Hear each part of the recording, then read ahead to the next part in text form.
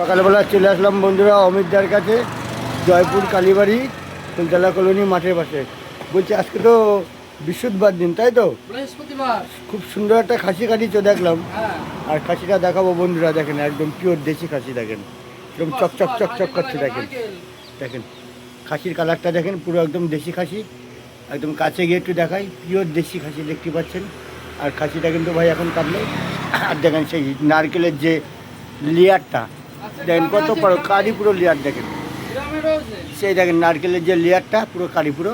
আর দেখতেই পাচ্ছেন বন্ধুরা সেই ক্যাডবেরি, সেই ক্যাডবেরি ভালোবাসা দুটোই আছে।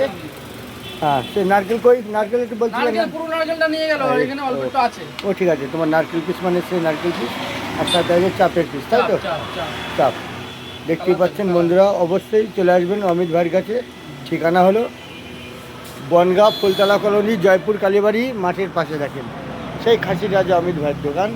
আর সাথে দেখেন সেই ভাই সহ দেখাচ্ছি মাংসটা, দেখেন কালারটা দেখেন, একদম দুর্ধর্ষ কালার দেখেন, পিওর একদম দেশি খাসি।